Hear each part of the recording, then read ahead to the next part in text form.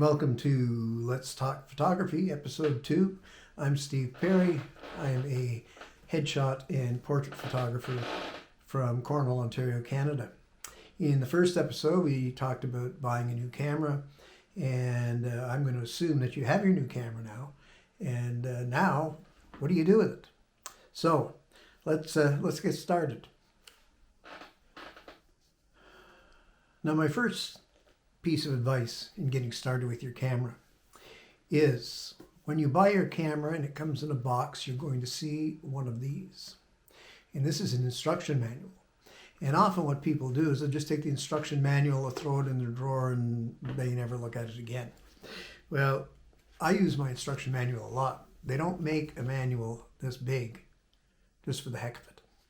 So what I would strongly suggest is to get started, make sure that your manual is in your camera bag, because you're going to come across a lot of terminology over the time learning your camera, and you may not know what it is, but if you go in your manual, you're going to find it. And it doesn't give you, like, it's not really a tutorial, but you know, every now and then I'll forget a certain setting on my camera, and I'm thinking, where is that on the camera?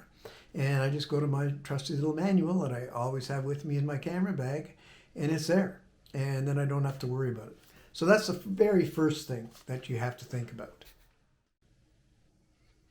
Now, the one thing that you're going to notice right away when you get your camera, especially if you get a DSLR or a mirrorless camera, is when you look here, I mean, there are all kinds of buttons there. And what are all those buttons for? And there are buttons on top of the camera, and there are buttons in the front of the camera, and buttons all over the place. And what do you do with them all? And how do you start shooting? Well, let me get you started. Now, the following is going to vary from camera to camera, but basically you can shoot in different modes. And you're going to see, if you go online and you go on YouTube or on Google and you start looking up different camera modes, most of the photographers are going to tell you that if you're buying a DSLR or if you're buying a mirrorless camera, that you shouldn't be shooting in auto mode. Because in auto mode, your camera decides everything about your photo, and you really don't have too much say other than the framing of it. But when you first get your camera, I know that you're going to be excited and you're going to want to get out and you're going to want to take pictures. So depending on the model that you have, every model has an auto mode. And when you first get your camera, go ahead, put it in auto mode. I know there are people who are going to hate me and tell me I'm wrong for that, but you want to get out there and use your camera, right? And you want to take some pictures. I mean, it's an exciting time. You just got a new toy and you want to use it. Now, you definitely have to strive to get out of auto mode, because that's when you're really going to start enjoying this new camera and the capabilities of DSLRs and of mirrorless cameras, because then you're going to decide on the creative aspect of your photography. Now, one thing you can do is after you shoot in auto mode and you upload the pictures to your computer, most cameras come with some kind of software to help you get your photos off your camera. And I would suggest that if you're going to get serious about photography, is that you would download the Adobe Photographer's Bundle, which is $9.99 US a month. And that gives you Photoshop and it gives you Lightroom. And like I said, if you're going to get serious into your photography and you want the best possible pictures that you can end up with, you're going to want to do some post-processing. Now, whenever you upload, whatever software you're using, whenever you upload, you're going to see there's something called EXIF data. And what EXIF data is it's going to tell you what your shutter speed was at, what your aperture was at, what your ISO was at, and there'll be some other information in there. So once you look at the EXIF data, you're going to see, like I said, what your shutter speed was, what your aperture was, what your ISO was. There'll be some other information. And then what you can do is you can jot down the settings that you see in your EXIF data. Put your camera in manual and then set your ISO, your shutter speed, and your aperture at those settings and see what you get. And then you can kind of play around and say, well, what happens if I change this? And again, depending on the type of camera you have, when you look through the viewfinder, you're going to see your metering, and you'll see when you're underexposed or overexposed. And if you're using a camera that has live view, you're going to see it. But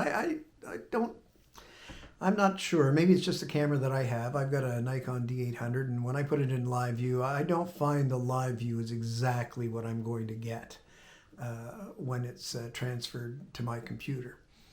But you'll get to learn the different settings. And then from there, just keep on taking some photos. Go online, go to YouTube. There are all kinds of tutorials on getting started with your DSLR or mirrorless. Usually your camera manufacturer will have some online tutorials, and you can start experimenting.